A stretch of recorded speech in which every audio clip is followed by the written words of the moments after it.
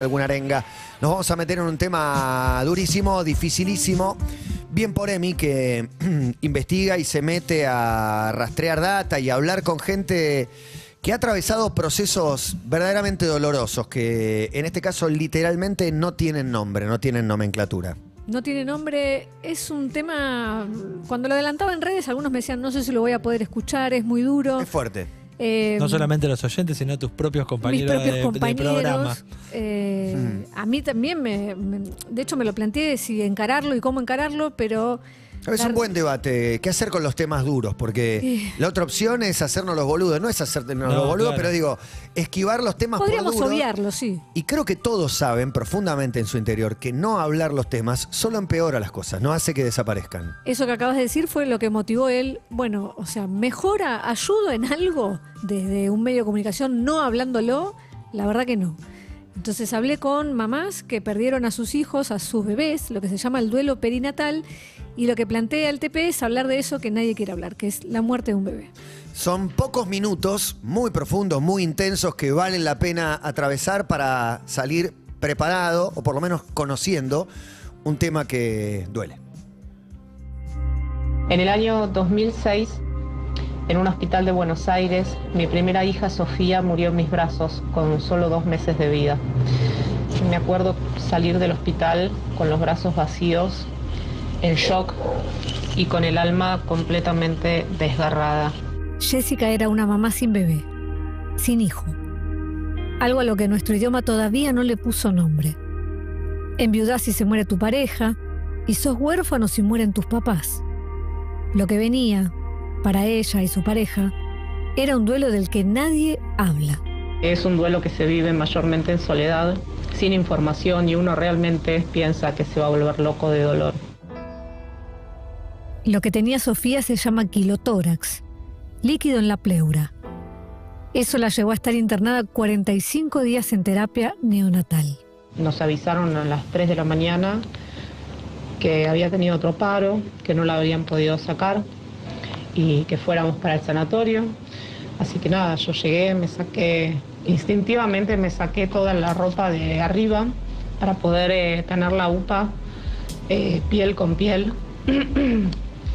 Y estuvimos con mi marido hablándole, cantándole, abrazándola, llorando. Murió en mis brazos. Después de eso me encontré con el tabú que existe en nuestra sociedad. Nadie quería hablar del tema, nadie sabía qué decirme. O me decían cosas como, sos joven, podés tener más hijos, tenés que seguir, tenés que ser fuerte. Y fui fuerte. Durante los primeros meses me llené de actividades, hice un montón de cosas, publiqué un libro, lo presenté.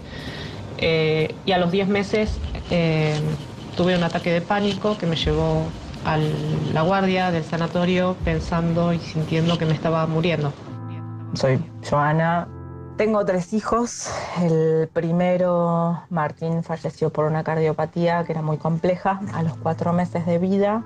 Ese fue mi debut con la maternidad. Y bueno, Catalina de 4 años y Lucas de 7 meses.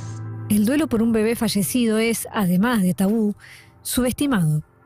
Quizás por una creencia que tenemos de que el tiempo compartido es el vínculo. Hay muchos que creen que porque se muere un bebé es menos grave que si se te muere un hijo de mayor edad. Ivana Moyano es psicóloga con orientación perinatal y fundadora de la ONG Materna Salud Mental Perinatal.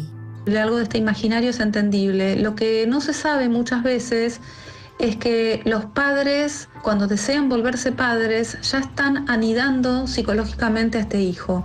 Es decir, que en el proceso de búsqueda, desde que nace el deseo de ser madre o padre, la persona ya está fantaseando. Cuando un bebé nace, por delante hay una construcción de un vínculo. Es la crianza. Tiempo acumulado en el que se van conociendo. Papás e hijos. Esto queda totalmente truncado. Los padres muchas veces lo que tienen que trabajar para duelar además de todo, además de ese cuerpo físico y además de todo, es justamente lo truncada que quedó la historia. Las mamás te dicen muchas veces, no tuve chances de conocerla o de conocerlo. Martín, el bebé de Joana, nació con una anomalía cromosómica. Estuvo internado todo lo que duró su vida, saliendo y entrando de respirador. Enfrentó 2 operaciones y su cuerpo podría haber enfrentado más intervenciones médicas, pero de todas formas, el pronóstico era que no iba a vivir mucho. Disfrutamos los últimos días, nos dejaban estar con él todo el tiempo, hasta que un día decidió partir. La llamada llegó un domingo. Solo les dijeron que se acercaran a la clínica. La recepcionista nos ve y nos hace pasar. Y yo ya me di cuenta que se había muerto porque una de las enfermeras no me sostuvo la mirada. Entramos y estaba el monitor apagado. O sea, en realidad nadie me dijo que mi hijo se había muerto. Me di cuenta porque estaba desconectado. A la médica que estaba a cargo, digamos, ¿no? Me acuerdo que no sabía qué hacer con el certificado de defunción, no sabía qué trámites teníamos que seguir, ¿no? Como que ya te digo, que hasta la muerte es un tabú, incluso en un lugar donde ocurre. Hay protocolos que deberían aplicarse en los sanatorios cuando esto sucede y muchas veces no se aplican. Es muy importante que los pacientes puedan tomar en brazos a su bebé, que puedan tener un ritual, que puedan tener la posibilidad, si quieren, de vestirlo. Y también sacarle fotos. Aunque a veces es muy dificultoso y parece a lo mejor controvertido, los pacientes siempre se arrepienten de no tener fotos de ese bebé. ¿Cuáles son las razones por las que no se hacen los protocolos? Creo que tiene que ver con la conmoción que provocan en todas las personas, ¿no? Creo que tiene que ver con eso. La gente que te quiere o los amigos no están preparados para atravesar ese dolor con uno. La mayoría, algunos sí. Entonces, quieren que enseguida vuelvas a ser funcional. Fue lo que hizo Jessica, que se llenó de actividades, pero los ataques de pánico marcaron que ese no era el camino. Así que decidí darle lugar a ese dolor y conectar con mi duelo y con todo lo que estaba sintiendo. Pero no encontró dónde apoyarse. Entonces, hizo lo que pudo. Creó una fundación. Se llama Era en Abril, dedicada a brindar apoyo a madres y padres de bebés fallecidos. Es como, ya está. Volví a trabajar, volví a la rutina, como si eso fuera algo que se pudiera olvidar o tapar. Y sé que es con la mejor intención del mundo, pero como que no hay espacio que pueda contener toda esa tristeza. Hubo algo que sí le sirvió a Joana.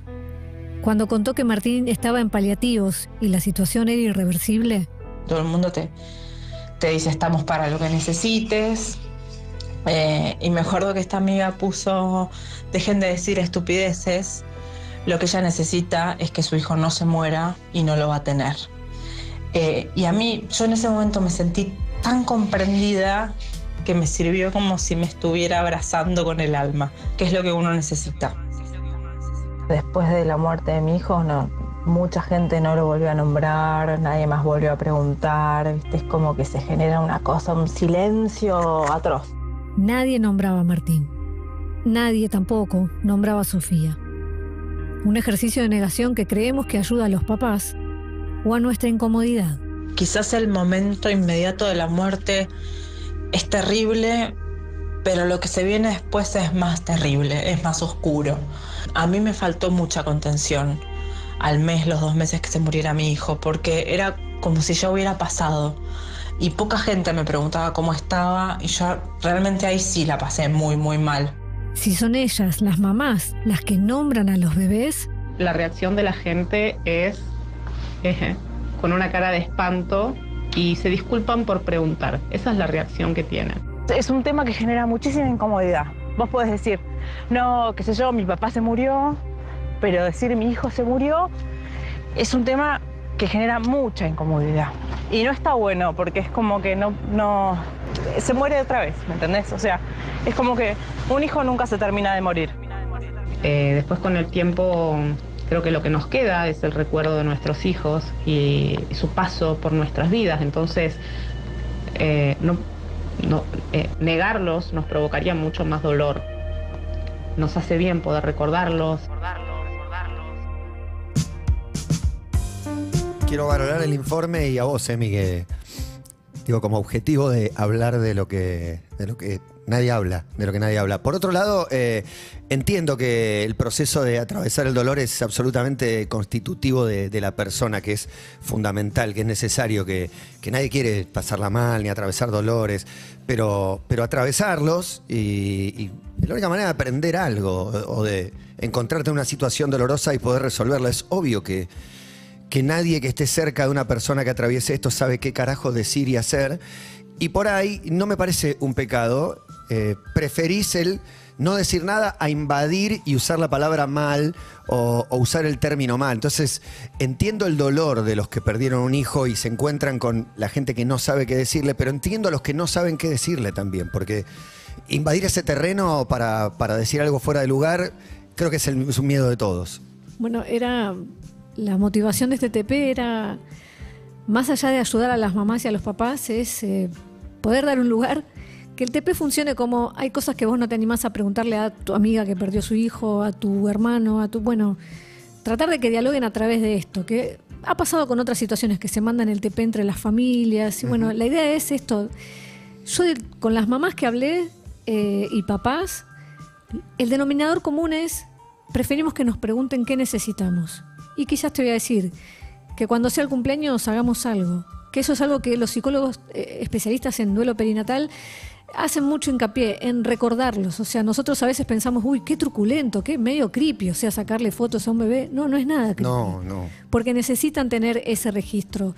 Cosas que un protocolo, hay una ley Joana que es el protocolo para este tipo de situaciones, porque si bien hay una ley sobre parto respetado, no está contemplado esto especificado, que es que tengan tiempo de despedirse del bebé, que lo agarren a UPA, que lo vean, porque también de repente se dan situaciones posteriores de fantasías de que ese bebé está vivo, porque no lo vieron fallecido, y miles de cosas, dolores como que a uno le parece impensado. Lo hablábamos con Juan, yo le contaba cuando preparaba el informe, ¿a vos te parecería una locura que una mamá que dio a luz, parió, nació, su bebé murió, tenga que estar en una misma sala en la que se escucha el llanto de otros bebés? ¿En una maternidad? En una maternidad. Eso pasa mucho. O en el piso de maternidad del hospital. En el piso de maternidad, porque es una mamá que dio a luz y bueno, eso no puede pasar. No está contemplado, Entonces, no está bien resuelto. Hay protocolos que hay que empezar a hacer y a llevar a cabo, como en España, por ejemplo, hay un elemento con el que marcan, digamos, de alguna manera, dicen,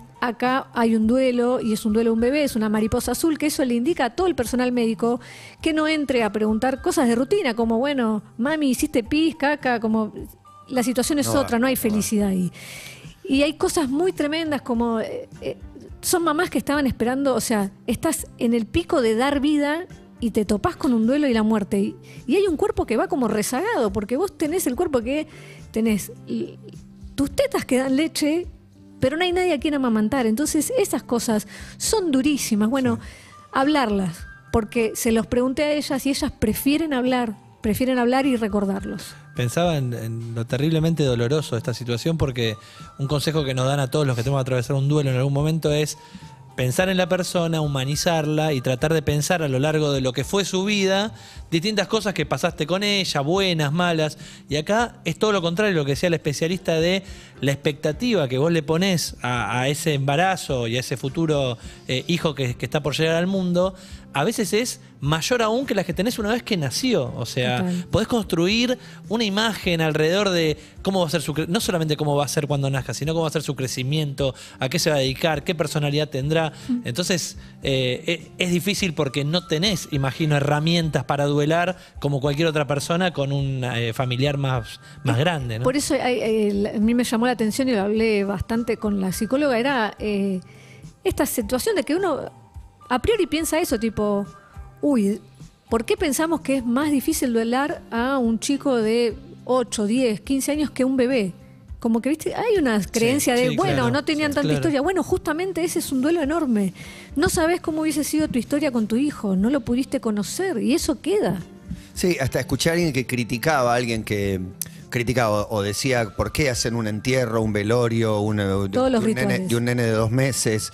Yo creo que hay veces que hay frases para los que miran de afuera, al que le pasa, al que tiene a alguien cercano, que nos dejan tranquilos a los que no atravesamos la situación, pero que son una mierda, como estoy para lo que necesites. La pregunta es, ¿qué necesitas? No, estoy para lo que necesites es nada, no te voy a dar ninguna ayuda de nada porque es una vaguedad en la que obligás al otro a venir a decirte. En cambio, ¿qué necesitas? Tiene una respuesta puntual. Sí. Que me compres algo en la esquina, que vengas a darme un abrazo. Hay una respuesta puntual. Que me escuches hablar de él. Exacto. En el caso de Joana, ella no quería escuchar más. Ese es un ajuste que podemos hacer. ¿Qué necesitas ahora? ¿Qué te puedo ayudar en este momento? Y otra cosa que pensaba mientras escuchaba el informe de Emi, aunque te digan nada. Nada se compara obviamente con el dolor de los padres, ¿no? Pero pienso en los médicos. En los médicos cuando hablan en estos testimonios que dicen lo operaron 2 veces. Pienso en los profesionales. Bien o no funcionan porque quedas a mitad de camino, porque es tal el golpazo emocional que ni aun conviviendo con eso, en una terapia intensiva neonatal, la muerte está cerca. O sea, son cuadros difíciles, pero aún así no lo podemos soportar, no lo soportamos. Entonces evitamos o no sabemos qué hacer y bueno, es muy doloroso. Hay cosas como que de repente hay que explicarle a una mamá en esa situación que es mejor un parto natural que una cesárea, que es mejor hacer una autopsia por una cuestión de saber qué pasó. Bueno, los médicos tienen que estar capacitados para poder explicar eso en el medio de ese momento tan doloroso. Es dificilísimo. Y que cierre la historia. Perder un hijo. No tiene nombre, pero tiene un TP de Emi Pizarro. Estás escuchando Urbana Play 104.3. Somos tu radio. En el formato que quieras. UrbanaPlayFM.com